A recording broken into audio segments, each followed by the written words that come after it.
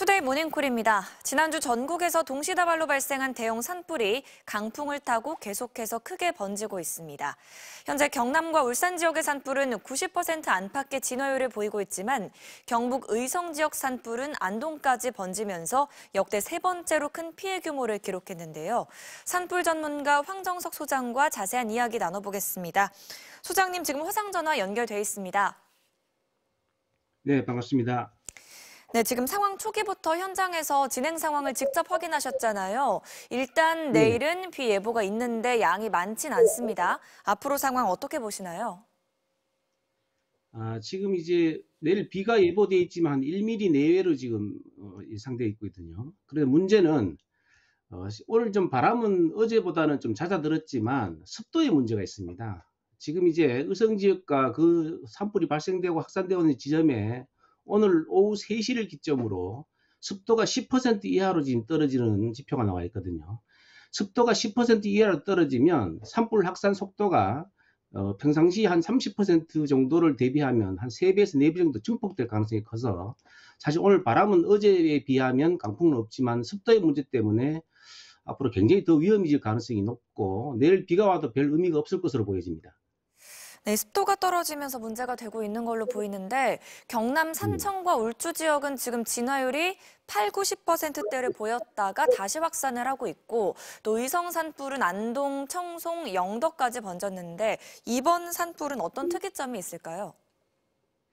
이번 산불의 특이점은요, 보통 이제 봄철에 비가 내리거나 눈이 내리면 눈이 오고 있는 후에 한 일주일 뒤 또는 열흘 뒤 정도 되면은 대형 산불 위험도가 높아진다고 이렇게 보통 예측을 많이 하거든요.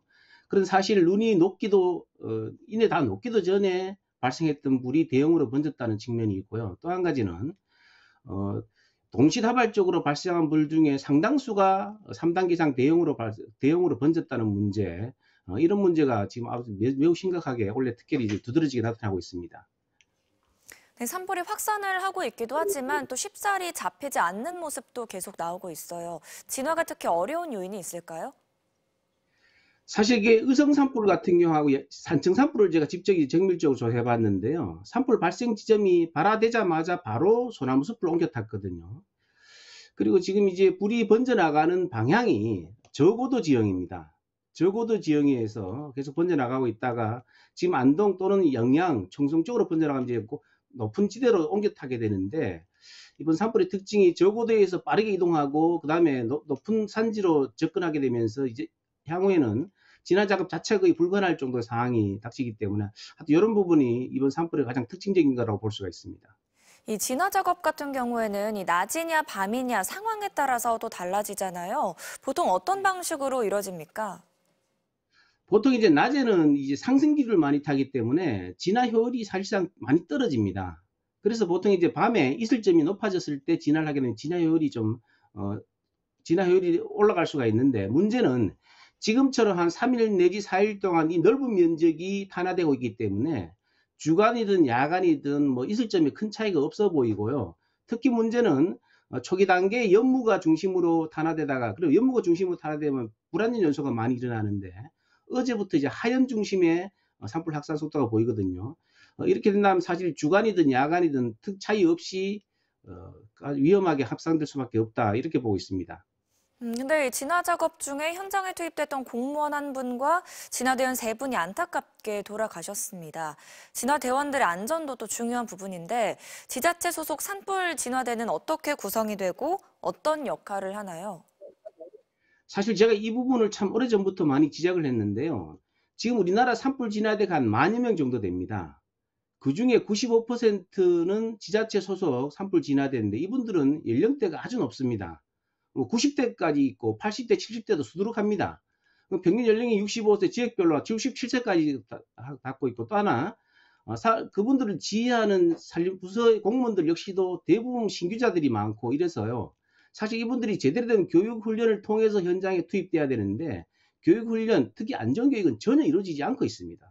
문제는 이제 안전교육도 이루어지지 않고 고령화되어 있고 비전문가들이 이렇게 위험한 산불 현장에 투입되기 때문에 이번 사고는 거의 예고되어 있었다고 해도 과언이 아닙니다.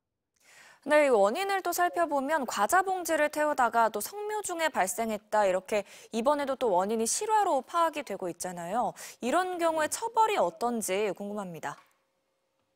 지금 사실 이게 지금 산불의 원인은 전부 실화잖아요. 말 그대로 이제 사람이 사소한 행동으로 실수로 일어난 일인데 실수로 일어난 일도 뭐 징역 3년 이하 벌금도 상당히 부과되는데 문제는 이제 실수로 일어났는데 본인이 전혀 의도하지 않고 무의식적으로 일어나는 것에도 강한 처벌을 받을 수밖에 없다는 것을 많은 주민들이 인식을 해야 되는데 사실 아직까지 거기를 인식이 미치지 못하고 있는 부분이 아닌가 그렇게 보고 있습니다. 네, 지금까지 황정석 소장과 이야기 나눴습니다. 소장님 고맙습니다. 네, 감사합니다.